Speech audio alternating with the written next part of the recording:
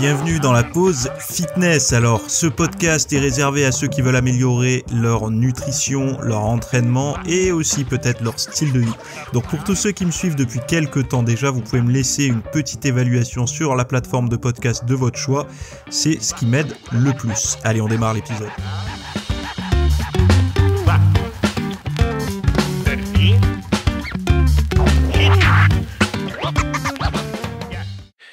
Et salut à tous, nouvel épisode aujourd'hui, j'espère que vous allez bien. Alors, personnellement, je suis un peu, j'aime pas dire malade, mais j'ai chopé la crève. Alors, vous allez me dire coïncidence ou pas, cet été, je n'ai pas pris de vacances au soleil du tout, donc j'ai pas vu le soleil, j'ai pas bronzé ni rien. Donc est-ce que du coup, j'ai un peu, une petite carence en vitamine D à l'entrée dans l'automne? Je sais pas, en tout cas, il faut pas que je la rate cet hiver. Pour éviter de ça. Mais bon, coïncidence ou non, dans tous les cas, vu que j'ai pas pris le soleil, mon taux de vitamine D ne doit pas être optimal actuellement. Bref, aujourd'hui, on va parler d'aliments inflammatoires, on va parler de troubles métaboliques, on va parler de week-end warrior également. Ce sont des termes que vous entendez de plus en plus, même à la télévision, j'ai vu la dernière fois. Donc voilà. Alors, j'ai vu, je vous le partagerai dans ma newsletter VIP ce week-end, enfin ce week-end, ce vendredi, mais j'ai vu que on parlait il y avait un petit documentaire, enfin un micro-documentaire sur l'Ozempic, là, vous savez, enfin Ozempic, c'est maglutide, la molécule, l'analogue au GLP-1 pour faire maigrir les gens qui n'arrivent pas à maigrir. Et il y a un truc qui m'a marqué, c'est que les gens, en fait, ce que ça fait, c'est que ça leur coupe la faim. Bon, on en a déjà parlé et tout, mais l'effet qui fait que ça leur fait perdre du poids, c'est que ça coupe la faim, en fait. Alors, ils ont pas faim. Et bah, limite, ça les rend presque anorexiques, entre guillemets, hein, je dis bien entre grosses guillemets. Et finalement, là, ça pose plus de problème. Vu que c'est un médicament, ça pose pas de problème. Alors que si c'était un régime qui coupait la faim, ou si c'était une technique, on va dire, j'ai envie de dire naturelle, qui coupait la faim, ça serait vu comme dangereux, ça serait vu comme problématique et tout. Là, étant donné que c'est un médicament, c'est pas considéré de la même façon. Et puis, il y a une chose dont on parle pas, c'est que à l'arrêt, ça revient, hein. C'est-à-dire que il y a pas de magie. Quand on arrête le truc, ça revient. Donc, qu'est-ce qui se passe? Soit on le prend à vie, soit il faut à un moment donné faire des efforts, c'est-à-dire apprendre à manger, quoi. Il y en a beaucoup qui comptent sur le fait que l'estomac va se réduire. Vous savez, la vieille notion, l'estomac réduit, comme ça après j'ai plus faim. Sauf que s'il est réduit, il peut regrossir. Donc, enfin, voilà, vous avez compris, quoi. On ne peut pas passer à travers la prise la prise de nouvelles bonnes habitudes, en fait. Ça, et le régime me semble être un sas. Et il n'y a pas de perte de poids sans régime. Les gens, quand ils disent je suis contre les régimes, mais je vais te faire perdre du poids.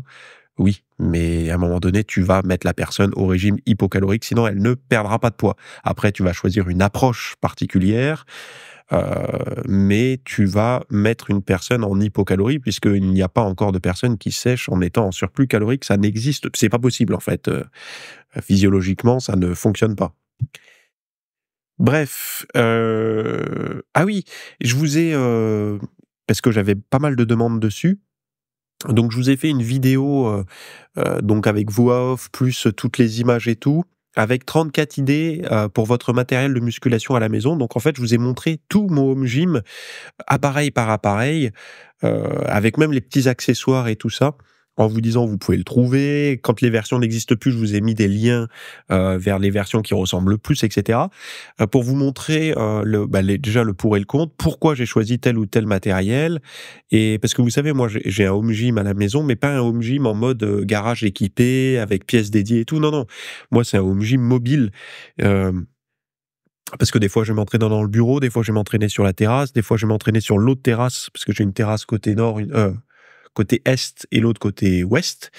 Et selon la saison, je peux préférer m'entraîner avec le soleil en hiver ou avec l'ombre en été. Et à l'intérieur quand il y a trop de moustiques. Donc du coup, il faut que ce soit mobile, que je puisse m'entraîner un petit peu partout. Et donc je vous parle justement de tout ça. Si ça vous intéresse, vous avez le lien dans les notes du podcast là, ça s'appelle 34 idées pour votre matériel de musculation à la maison et comme ça vous verrez un petit peu avec quoi je m'entraîne et ce qui est intéressant, c'est de voir que depuis que je m'entraîne à la maison, moi la plus grosse crainte que j'avais quand j'ai switché, parce que vous savez, je me suis entraîné plus de 10 ans en salle, puis après j'ai décidé de m'entraîner depuis 2019 en home gym. La grosse crainte que j'avais, moi, c'est de plus avoir les équipements, donc du coup, que ma masse musculaire diminue et tout. En fait, ça n'a rien à voir. Si on a suffisamment de créativité et le bon matériel, on peut faire un entraînement. En fait, on s'entraîne finalement au gym comme s'entraînaient les athlètes dans les années 70-80, quoi, avec du matériel de base. Alors certes, c'est un peu plus risqué puisque ce sont des mouvements de base, donc potentiellement plus risqués que des machines. Mais après, il faut faire attention, faut bien s'analyser et tout ça, quoi. Et d'ailleurs, en parlant d'analyse, pour ceux qui ont du mal à travailler les pectoraux, pas la semaine prochaine, mais celle d'après, vous aurez une grosse vidéo sur l'espace VIP, sur comment bien s'analyser pour les pecs, comment faire pour bien travailler les pecs en fonction de sa morpho, quoi. Alors, la prévalence des aliments pro-inflammatoires dans l'alimentation américaine. Alors, selon une étude récente, près de 60% des Américains suivent un régime pro-inflammatoire. Donc, pro-inflammatoire, ça veut dire qui encourage l'inflammation, en gros.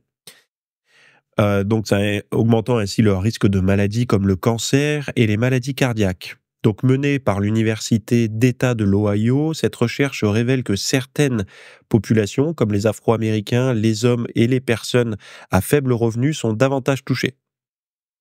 Donc l'étude s'appuie sur l'index inflammatoire alimentaire qui évalue l'inflammation à partir de 45 composants alimentaires.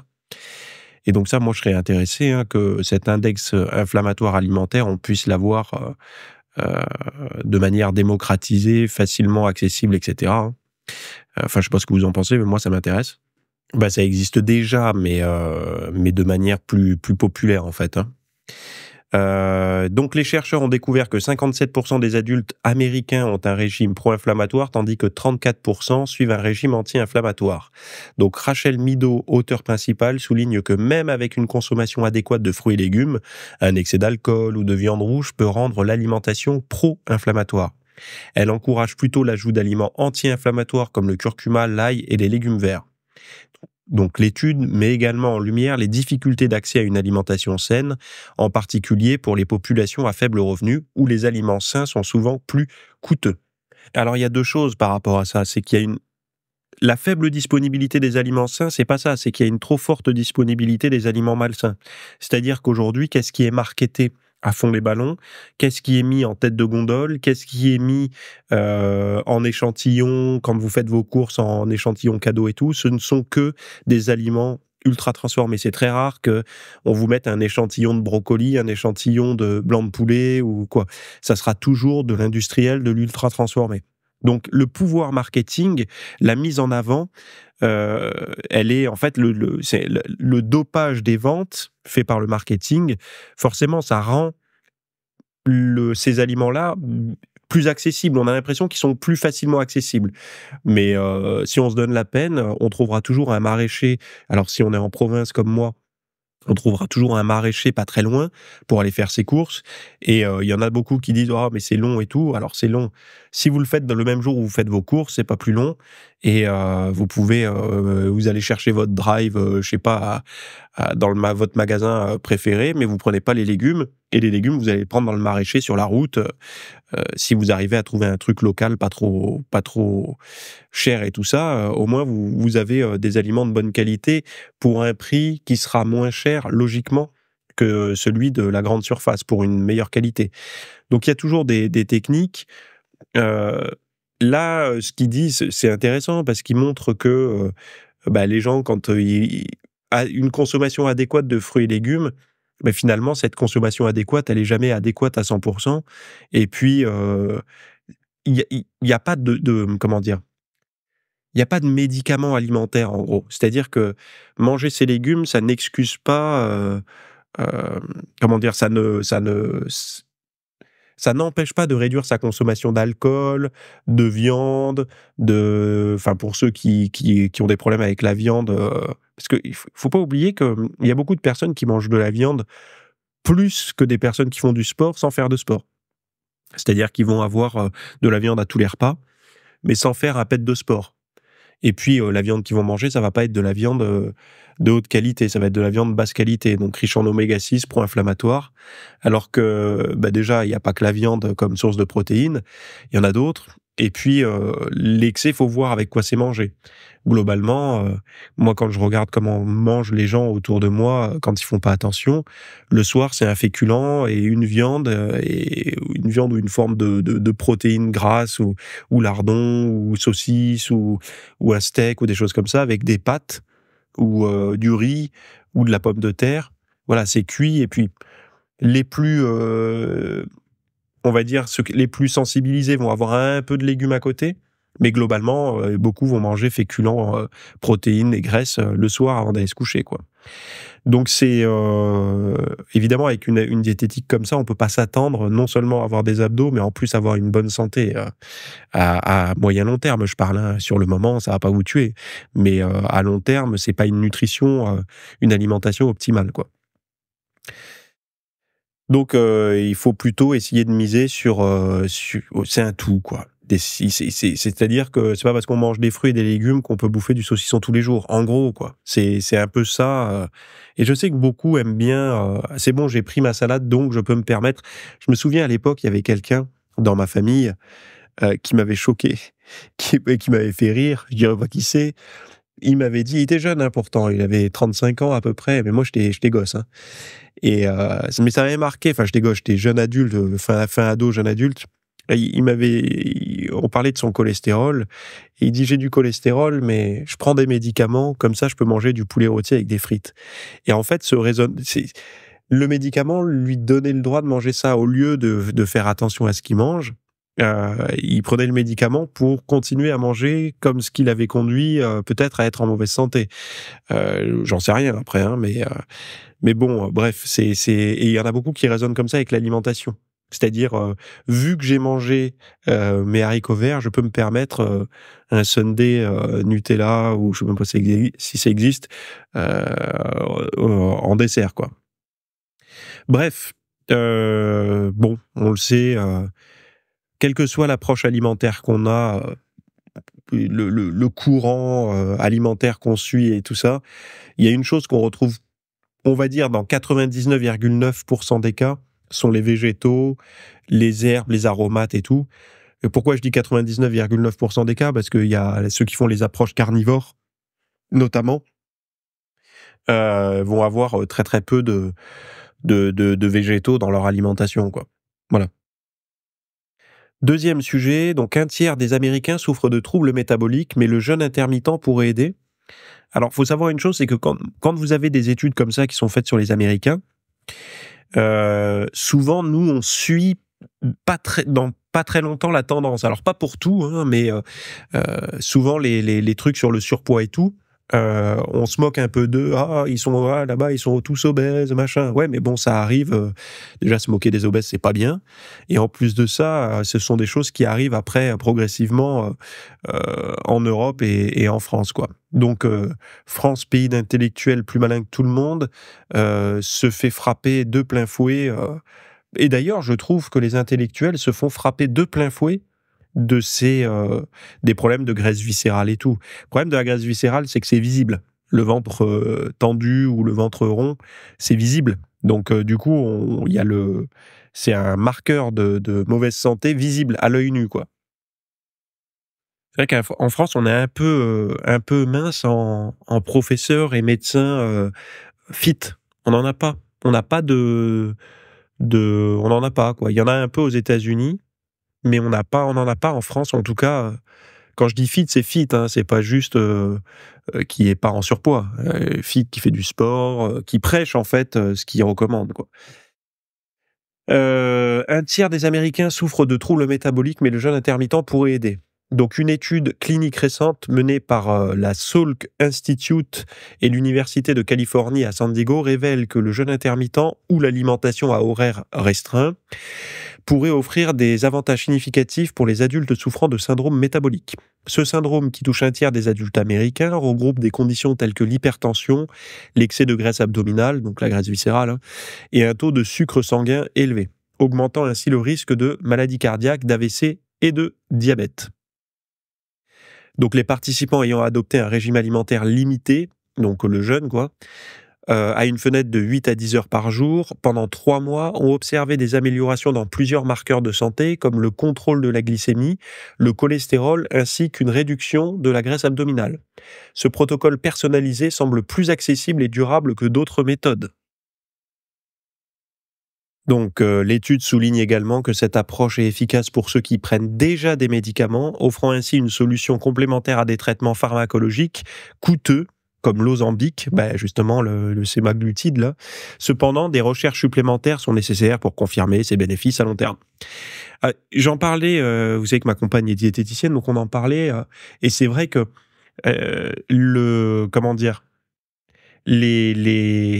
il y a beaucoup de personnes qui pourraient perdre du poids en arrêtant de grignoter et de prendre des collations. Je m'explique. Il y a des gens qui sont freinés dans leur perte de poids par En fait, ils sont tout le temps, durant la journée, ils ne donnent pas. Moi, vous savez, j'ai une approche où il y a plusieurs opportunités pour perdre de la graisse. Il y a, par exemple, si vous faites du sport, le ventre creux, ça marche mieux que le ventre plein. Alors, vous pouvez prendre un peu de protéines avant de l'entraînement, ça ne pose pas trop de problèmes, mais même pas du tout. Mais par contre, de prendre un repas copieux, glucides, lipides et tout, avant de s'entraîner, c'est comme espérer brûler sa réserve d'essence alors qu'on vient de faire le plein. Ça fonctionne pas, il faut d'abord brûler le plein. Donc c'est un peu la même chose dans le corps. Donc quand on cherche à perdre du poids, il y a plusieurs opportunités. Le sport, le ventre un peu creux, ça fonctionne. Le sport ou l'activité physique. Il y a également le fait d'espacer ses repas. C'est-à-dire que si vous avez un repas à 7 heures, une collation à 10 heures, un repas à midi, une collation à 15 heures, une collation post-entraînement à 17 heures, un repas du soir à 19-20 heures et une collation avant le sommeil vers 22 heures, on va dire, vous avez peu d'opportunités durant la journée de brûler des graisses. Alors vous allez me dire, si on est en hypocalorie, ça fonctionnera, oui. Mais par contre, vous allez avoir en permanence, surtout si vous ne faites pas très attention, des petites sécrétions d'insuline au fur et à mesure de la journée. Et sachez une chose, c'est que quand l'insuline est sécrétée, la perte de graisse ne s'installe pas, ne se déclenche pas. Donc, il y a des personnes qui, par une approche de jeûne intermittent, mais même sans parler de jeûne intermittent, quand on leur dit, mais ok, continue à manger mal au début, parce qu'on va pas te dire de faire un régime tout de suite, sinon tu vas péter une durite et ça sert à rien, puisqu'à long terme, tu le tiendras pas. Donc, première étape, tu fais 3 repas par jour et c'est tout. Pas de goûter, pas de collation, pas de grignotage. Je te dis pas de changer ton régime au début, mais juste prends ton petit déjeuner, ton repas du midi, ton repas du soir. Tu vas pas avoir les abdos avec ça, mais déjà, c'est un premier pas. Deuxième étape, si tu vois que tu maigris pas, là, tu commences à alléger un petit peu. Puis de toute façon, faut basculer vers une alimentation saine au fur et à mesure, bien sûr. Mais déjà, d'espacer. Moi, je sais que si je fais une perte de graisse, donc si j'ai envie, par exemple, de m'affûter, je suis pas, j'ai pas un tempérament, enfin mon métabolisme n'aime pas les multiples collations dans la journée. Il y en a qui en ont besoin, sinon ils tiennent pas, ils sentent pas bien, et puis ça leur pose pas de problème pour perdre de la graisse. Moi personnellement, j'ai besoin de me laisser un peu avoir faim entre les repas. Sinon, j'ai remarqué que chez moi, ça fonctionnait pas.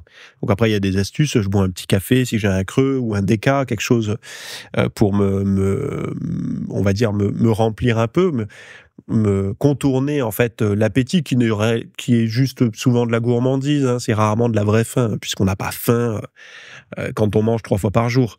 Le corps est capable de tenir, mais quand même, il y a cette. C'est pour ça que ça m'étonne pas qu'on puisse améliorer pas mal de choses en laissant tranquille son corps entre les repas. Et donc les effets sont plus marqués quand la prise alimentaire est limitée entre 8 à 10 heures dans la journée.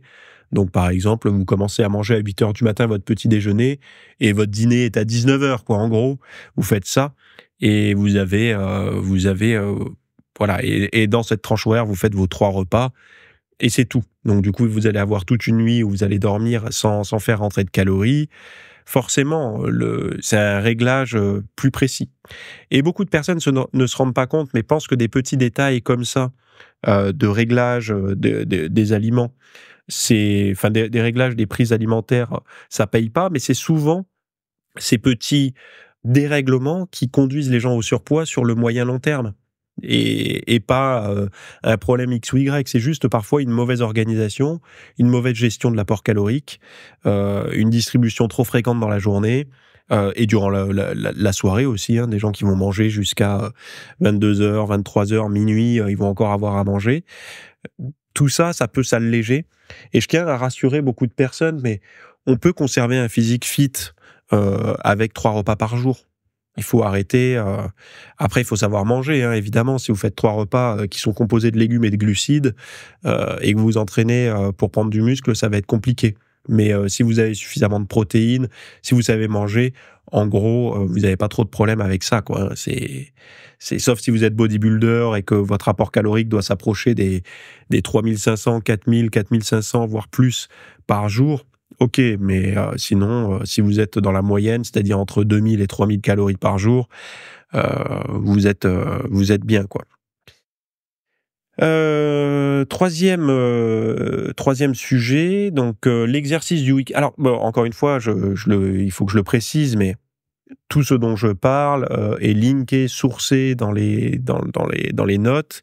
Et avant de prendre un nouveau comportement alimentaire, exercice et tout, consultez votre médecin, hein. Donc l'exercice du Weekend Warrior peut protéger contre plus de 200 maladies. Alors, si vous ne savez pas ce qu'est le Weekend Warrior, tapez Weekend Warrior sur mon site, vous trouverez, j'ai fait tout un cours là-dessus. C'est pour les personnes qui n'ont pas le temps de s'entraîner durant la semaine et qui culpabilisent de se dire « Oh, j'ai que le week-end pour m'entraîner ». Dites-vous une chose, c'est que vous pouvez tirer beaucoup de bénéfices à vous entraîner en ne vous entraînant que le week-end. C'est mieux que rien et il y a des façons de faire pour en tirer le maximum de bénéfices, et je vous en ai parlé j'ai un document et une vidéo sur mon site. Donc tapez Weekend Warrior sur mon site, vous trouverez. Donc là, c'est une étude menée par le Massachusetts General Hospital qui révèle que l'exercice concentré en 1 ou 2 jours, donc c'est ça le Weekend Warrior, hein, connu sous le nom de Weekend Warrior ou guerrier du week-end, réduit les risques de développer 264 maladies au même titre qu'une activité physique répartie tout au long de la semaine.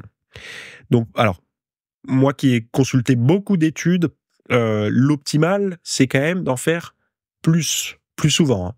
Donc, je tiens à rétablir un petit peu ce que disent les chercheurs en globalité. C'est certes, ça améliore, mais on ne peut pas dire que c'est équivalent à, par exemple, 30 minutes de sport du lundi au dimanche, hein. 30 minutes de sport ou d'activité physique, comme vous voulez, vous l'appelez comme vous voulez, mais de quelque chose qui met les muscles en action, quoi. Et de manière un peu intense parfois.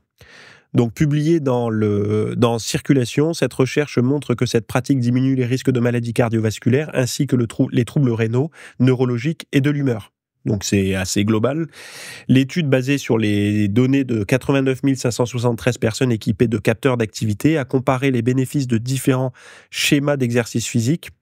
Les résultats montrent que tant les Weekend Warriors que les personnes s'exerçant régulièrement bénéficient d'une réduction substantielle des risques de maladies cardio-métaboliques comme l'hypertension, 23% pour les Weekend Warriors, 28% pour les réguliers, donc déjà vous voyez la différence là. Et le diabète, 43% pour les Weekend Warriors et 46% pour ceux qui s'entraînent tout le temps. Donc là, vous voyez qu'il y a des différences, mais il y a des améliorations dans les deux cas, hein. C'est ça qui est important de souligner et qui permet d'encourager les gens qui n'ont que le week-end pour s'entraîner. De toute façon, dites-vous une chose, c'est que le temps que vous avez à allouer à votre entraînement est le temps idéal. C'est-à-dire que c'est votre temps, peu importe. Ça sera toujours mieux que de rester dans le canapé. Les auteurs concluent que le volume total d'activité est plus déterminant que sa répartition. Ainsi, toute activité physique conforme aux recommandations, quelle que soit sa fréquence, est bénéfique pour la santé. J'ajouterai quand même qu'il le montre dans l'étude qu'il y a un effet plus poussé pour le sport plus régulier, mais que dans les deux cas, il y a des améliorations pour la santé. Il faut être précis parce que sinon, vous avez après des articles qui sortent, plus besoin de faire 5 fois du sport dans la semaine, allez-y 2 fois, c'est pareil, et certains osent même dire c'est mieux. Bref, On l'a vu pour les 3 séances de muscu par semaine, c'est mieux quand on est naturel parce qu'on récupère mieux et tout. Bon, bref. En fait, on aime bien avoir. Vous savez, ça, c'est le marketing qui s'est emparé de tout ça. C'est-à-dire qu'avant, quelqu'un, il y a quelques années, quelqu'un qui aurait dit faire 3 séances de muscu, c'est mieux que 5, il se serait fait en fait péter les genoux direct. C'est-à-dire que les forums, internet et les gars à la salle qui en connaissent un peu plus que lui, enfin qui ont réussi, un gars comme ça, il va jouer. Reviens plus tard, fais tes armes et reviens. Aujourd'hui, ça n'est plus le cas. Aujourd'hui, c'est Internet le marketing a changé ça en fait. Les gens aiment bien avoir un peu, vous savez, avec l'arrivée du développement personnel ou même des films comme Limitless avec la pilule qui rendait intelligent et tout. Les gens, ils cherchent du hack, ils cherchent du raccourci, ils cherchent à être plus malins, quoi. Et vous savez, des petits malins qui se disent je suis plus intelligent que les anciens, je suis plus intelligent que la moyenne, et donc moi je vais trouver le hack, moi je vais trouver la technique, je sais plus comment ils appellent ça. Tim Ferriss c'est un peu comme ça, même si je l'apprécie beaucoup. Il a toujours cherché le truc pour aller. Il a même écrit un livre sur le sport et le physique et tout. Il faut dire une chose, Tim Ferriss a jamais eu un physique qui me faisait rêver personnellement. Il a jamais. Il a été un peu en forme, mais il a jamais eu. Pourtant, il a vendu un best-seller sur la forme physique. Et dans ses écrits, il expliquait que c'était génial et tout. Moi, personnellement, c'était pas un physique qui m'inspirait. Après, forcément, pour les 90% des Américains et même sur la planète, il avait peut-être un physique qui leur paraissait convenable, quoi. Mais bon, bref. Ça, c'est un point de vue personnel et il a certainement un point de vue critique aussi sur moi. Il faut savoir une chose, c'est que j'apprécie Tim Ferriss et j'ai lu tous ses livres. Hein. Mais bon, il a une mentalité de hack. C'est un espèce de hacker du quotidien, hacker le business, hacker le mode de vie pour essayer de tirer le maximum d'efficacité, de rentabilité, de rendement, on va dire, de chaque pratique de son quotidien. Et je trouve que la mentalité allait beaucoup à ça. Les gens cherchent beaucoup aujourd'hui comment faire le minimum pour avoir le maximum de résultats. Mais moi, en fait, ça se posait pas comme question parce que nous, on devait nous freiner pour pas trop nous entraîner. C'est-à-dire qu'on avait un désir accru de s'entraîner tout le temps. Moi, quand j'ai démarré, et même encore aujourd'hui, c'est des fois ma femme qui me dit « Bon, là, c'est bon. Tu as fait 7 entraînements cette semaine, donc 7, le chiffre 7, hein, c'est bon, t'inquiète, tu as fait suffisamment, quoi. » Parce que moi, en fait, je suis passionné. C'est-à-dire que mon cerveau, il est en mode je m'entraîne parce que j'ai envie, en fait, ça m'attire. Et là, j'ai chopé la crève. Je sentais que mon corps... Alors l'avantage d'ailleurs des montres connectées, ça y est, j'ai reçu ma Garmin. Merci d'ailleurs à tous ceux qui m'ont envoyé des offres. Et enfin voilà, j'ai profité d'une offre que vous m'avez envoyée et je l'ai vraiment eu à un prix avantageux. Donc merci beaucoup à ceux qui m'ont envoyé, vous vous reconnaîtrez. Ça m'a permis d'avoir, donc c'est la Garmin Instinct 2S. Je suis ravi de cette montre. J'en fais la pub aujourd'hui parce que j'en suis ravi. J'ai pas d'offre code promo de ce que vous voulez, mais c'est vraiment une montre minimaliste qui est affreuse esthétiquement. C'est vraiment pas une montre que vous mettez pour avoir la classe à Dallas, mais par contre, elle est ultra efficace. Il y a un certain temps pour s'y faire, mais franchement, de switcher alors j'ai connu ma compagne, elle a, comment on appelle ça, l'Apple Watch, donc j'ai vu comment ça fonctionnait, j'ai vu aussi les Fitbit, j'en ai eu plusieurs. Je peux vous garantir que Garmin, on passe un cap en termes de fonctions, de technologie et tout. Alors il y a quand même un peu des défauts, hein, mais globalement c'est vraiment pas mal, quoi. Je suis vraiment content.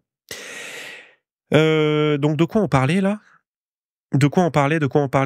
Ah oui, et donc ma montre connectée m'a permis de voir que quand on était malade, le rythme cardiaque il monte et Et en fait, durant la journée, j'étais quasiment tout le temps à 80-90, quoi. Parce que le corps, en fait, il lutte, il bouffe de la calorie pour lutter contre l'infection.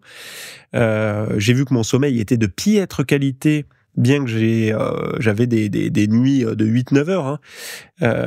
Et d'ailleurs, faudrait que je parle avec un médecin de ça.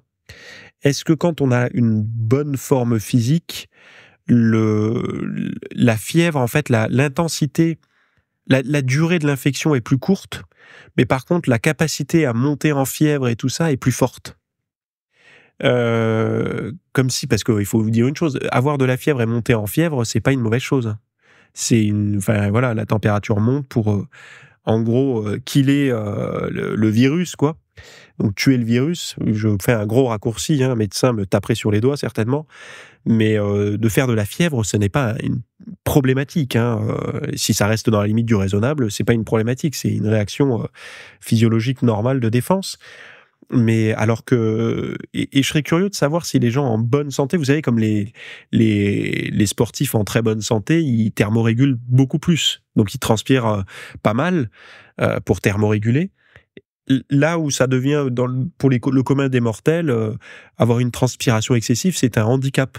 Alors qu'en fait, c'est avoir une bonne thermorégulation.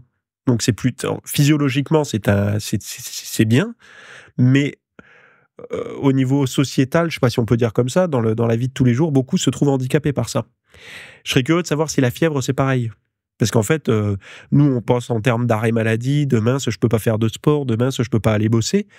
Mais le corps, en fait, il est juste bien foutu, quoi. Il fait ce qu'il faut. Et si vous voulez, le corps, lui, ne sait pas qu'il faut aller bosser, qu'il y a un patron qui nous attend, ou des choses comme ça. Pour lui, c'est je fais le maximum pour remettre l'organisme sur les rails. Et donc, j'ai remarqué avec la montre que durant cette phase-là, déjà, on brûle des calories, plus de calories qu'en temps normal pour réguler, pour combattre en fait l'infection.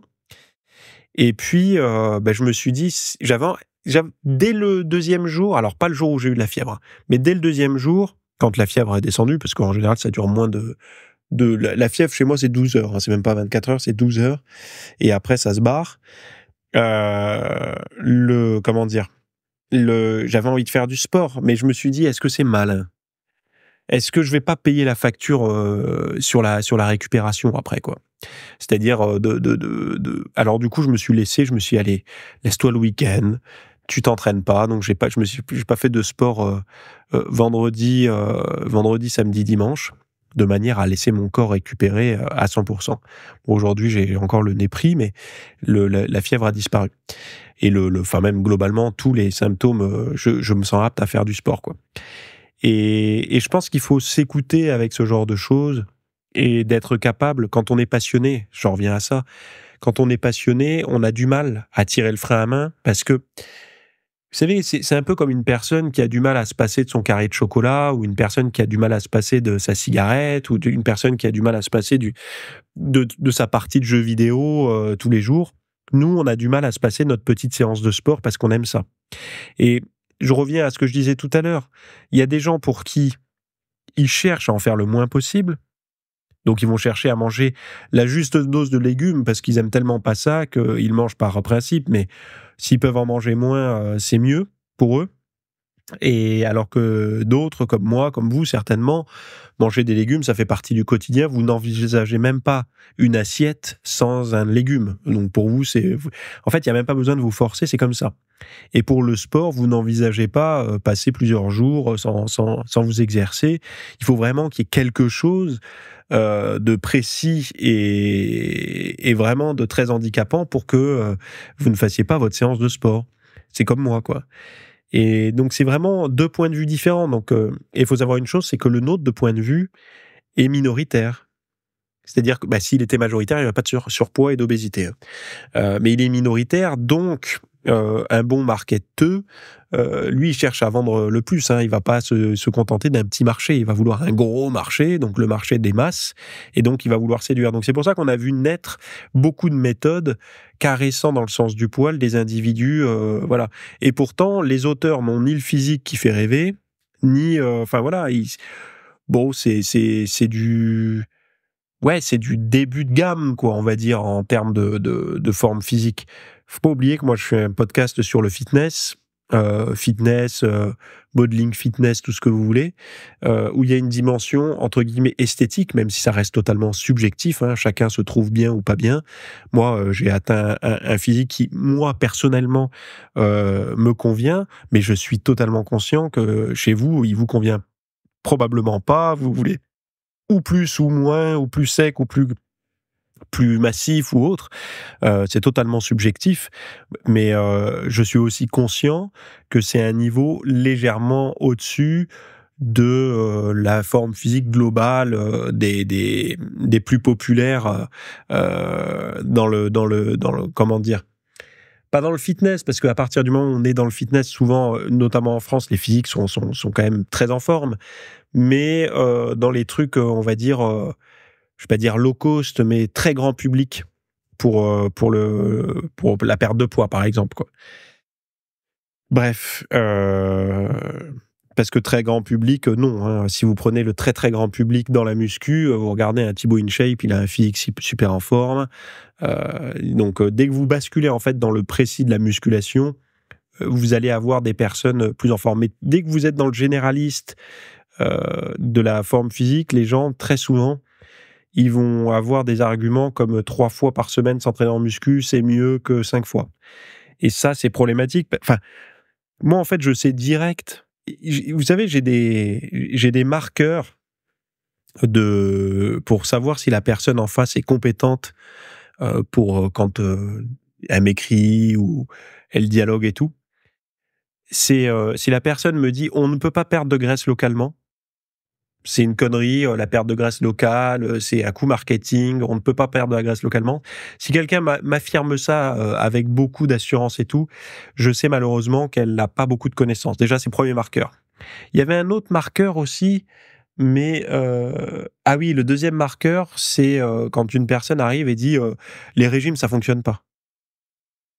Les régimes, ça fonctionne pas comment, en fait, pour la perte de poids, hein. Tu ne peux pas faire perdre du poids à une personne si elle n'est pas en régime hypocalorique. En fait, l'hypocalorie n'est pas négociable pour la perte de poids. Donc, t'as beau retourner la question dans tous les sens, ça, c'est comme ça, c'est pas autrement. Donc déjà, une personne qui arrive en disant ça, c'est problématique. Autre chose, les personnes qui arrivent avec les arguments métabolisme bloqué, je l'ai fait manger plus, elle a perdu du poids, alors que la personne était en surpoids.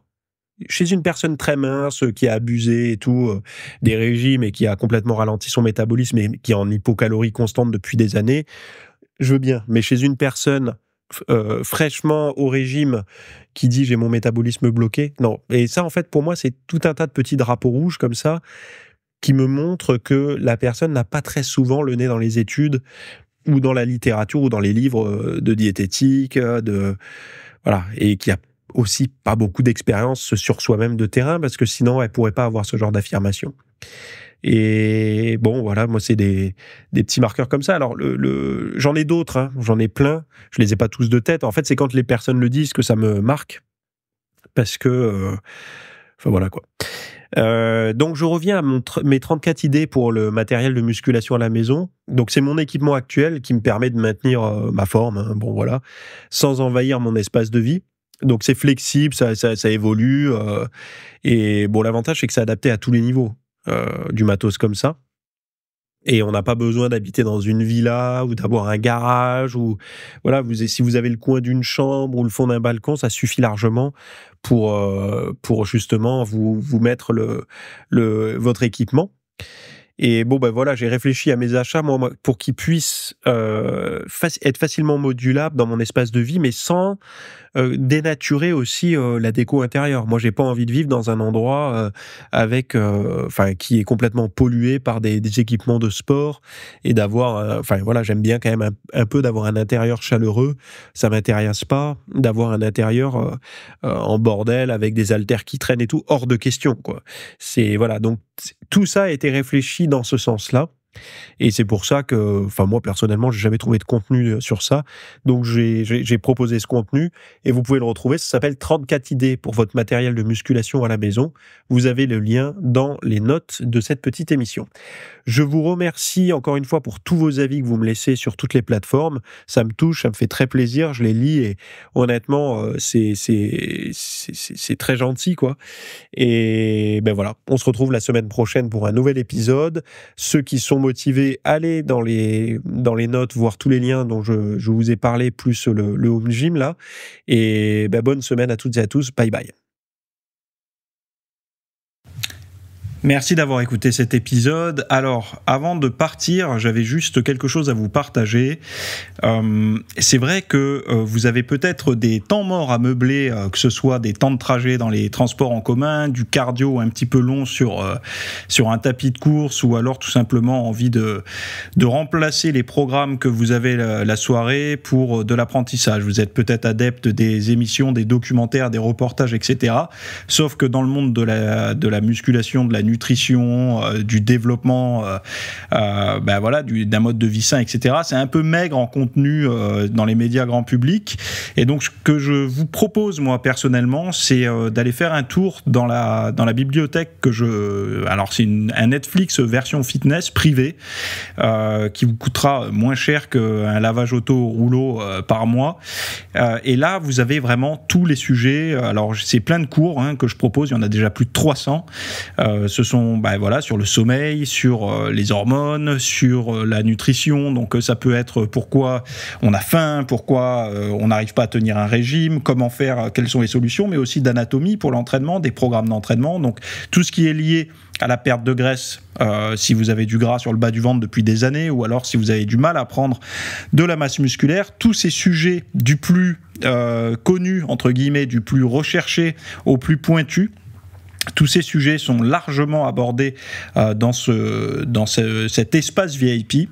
Donc, pour rappel, pour y accéder, vous avez un lien en description. Si vous ne le trouvez pas, vous allez sur www.fitnessmiss.fr et vous faites devenir membre. Voilà, vous trouverez sur le site.